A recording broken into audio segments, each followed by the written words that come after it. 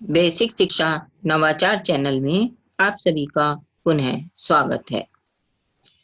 आज हम आपके लिए कक्षा 8 की संस्कृत विषय की शिक्षण योजना लेकर उपस्थित हुए हैं।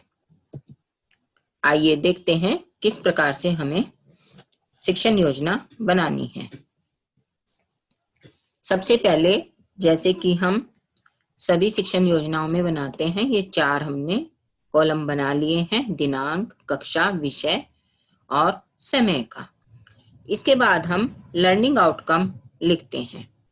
यहाँ पर ध्यान देने की बात यह है कि लर्निंग आउटकम हमें अपने मन से नहीं बनाने हैं, अपितु प्रत्येक पुस्तक के प्रारंभ में लर्निंग आउटकम दिए गए हैं। उन लर्निंग आउटकम में से जो हमारे प्रकरण पर सही बैठते हैं वही लर्निंग आउटकम हमें चयन करने हैं और उनको हमें यहाँ पर लिखना है। अब हम अपने प्रकरण का नाम लिखेंगे। प्रकरण है आश्रम। आवश्यक संसाधन या सीखने सिखाने की सामग्री हमें यहाँ पर लिखनी है।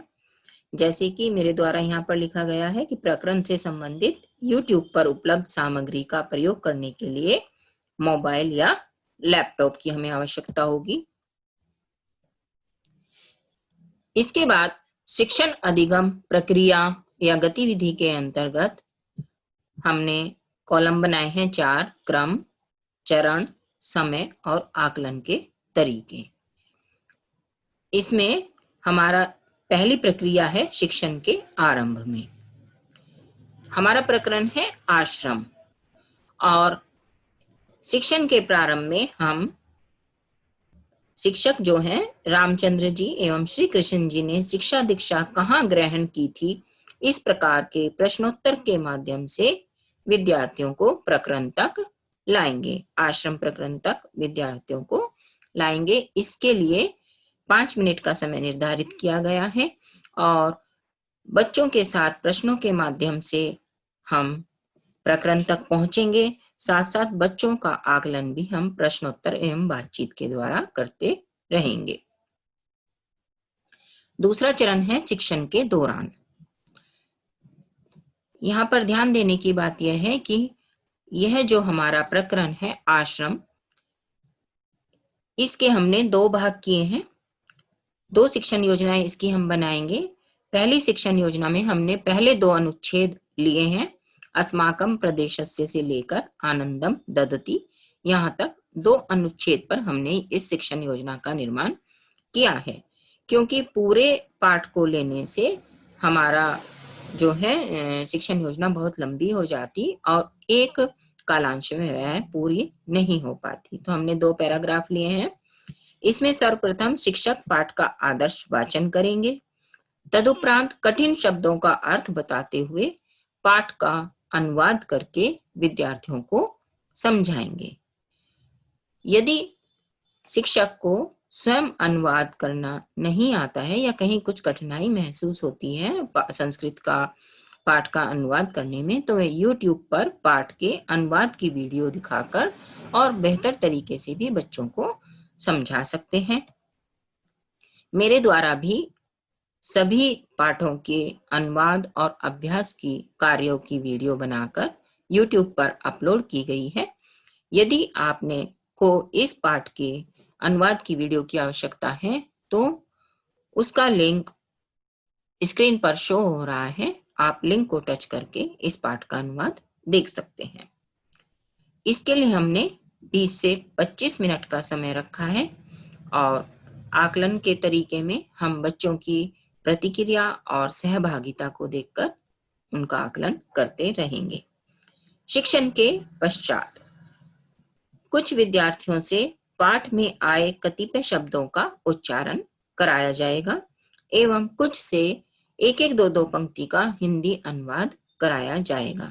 यहाँ पर समय लिखना भूल गए हैं, 5 मिनट का समय इसके लिए हम रखेंगे और बच्चों की प्रतिक्रिया और सहभागिता देखकर ही हम उनका आकलन करेंगे। अब हम बात करते हैं प्रदत्त कार्य या गृह कार्य की।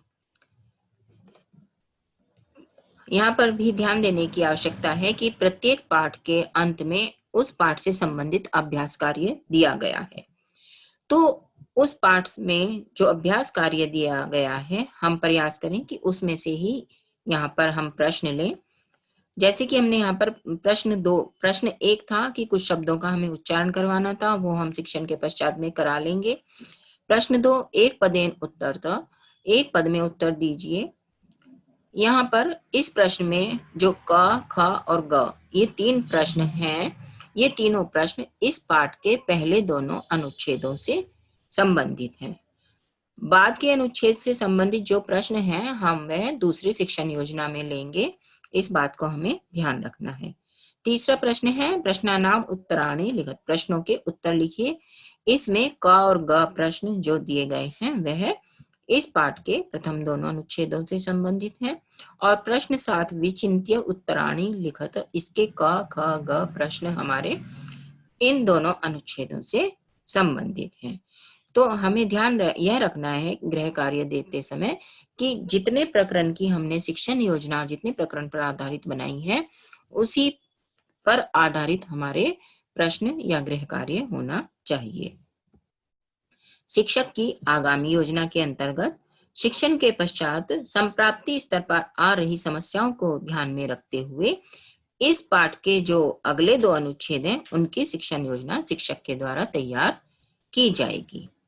इस प्रकार से हमें अपनी शिक्षण योजनाएं तैयार करनी है और बहुत ही आसानी से हम शिक्षण योजना बना पाएंगे।